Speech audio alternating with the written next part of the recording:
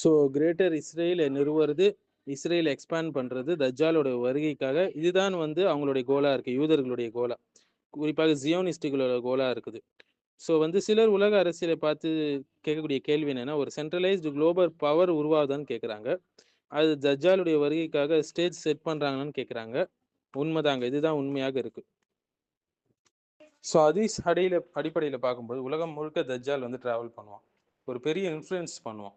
மக்கள் மீது கண்ட்ரோல் பண்ணுவான். அதனால சிலர் என்ன சொல்றாங்கன்னா, குளோபல் சிஸ்டம் ரெடி ஆகணும் அதுக்கு அப்படின்னு சொல்றாங்க.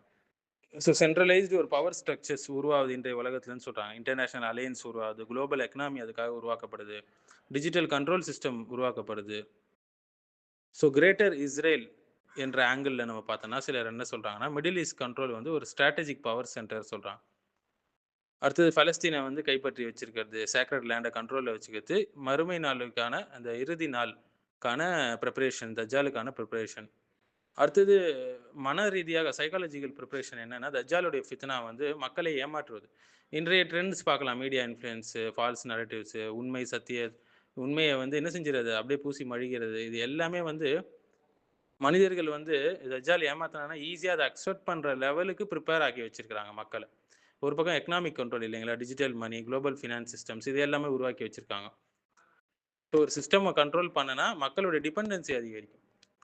ஒரு பக்கம் டெக்னாலஜியை ரெடி பண்ணி வச்சிருக்காங்க. அதுக்கு ஏஐ, சர்வைலன்ஸ், மாஸ் கம்யூனிகேஷன் எல்லாத்தையும் ரெடி பண்ணி வச்சிருக்காங்க. ஸோ ஒரு லீடர், அவங்களுடைய லீடர் மெஸ்ஸையா, பாதுகாவலர் வருவார்னு அவங்க நம்புறாங்க. அந்த தவறான மெஸ்ஸையா. அப்போ உலகத்தை இன்ஸ்டண்டா இன்ஃப்ளூயன்ஸ் பண்றதுக்கு இது எல்லாம் ப்ரிப்பேர் பண்ணி வச்சிருக்காங்க. ஒரு பக்கம் ரிலீஜியஸ் கன்ஃபியூஷன்ஸ், பல தவறான சித்தாந்தங்களை உருவாக்கி வச்சிருக்கிறாங்க. உலகம் முழுக்க ஃபித்னாக்களை பரப்பி வச்சிருக்கிறாங்க. கன்ஃபியூஷன்ஸை பரப்பி வச்சிருக்கிறாங்க. ஸோ இப்போ இருக்கக்கூடிய பல மாடர்ன் சிஸ்டம்ஸ் வந்து தஜ்ஜாலுடைய ஃபித்னாக்கு கம்பேட்டிபிள் ஆகிறது போல எல்லாத்தையும் ரெடி பண்ணி வச்சிருக்கிறாங்க.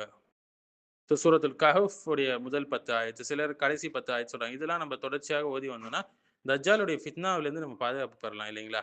பிறகு ரசூலுல்லாஹி துவாலாம் சொல்லி கொடுத்துருக்காங்க. அல்லாஹும்ம இன்னா நஊது பிக மினல் அஸாபி ஜஹன்னம வ மின் அஸாபில் கப்ரி வ மின் ஃபித்னத்தின் மஹ்யா வல் மமாத்தி வ மின் ஷர்ரி ஃபித்னத்தின் மஸீஹத் தஜ்ஜால். இதெல்லாம் ஓதி வரும்போது நம்ம தஜ்ஜாலுடைய ஃபித்னாவிலிருந்து தப்பிக்க முடியும். உறுதியான ஈமான் வேண்டும்.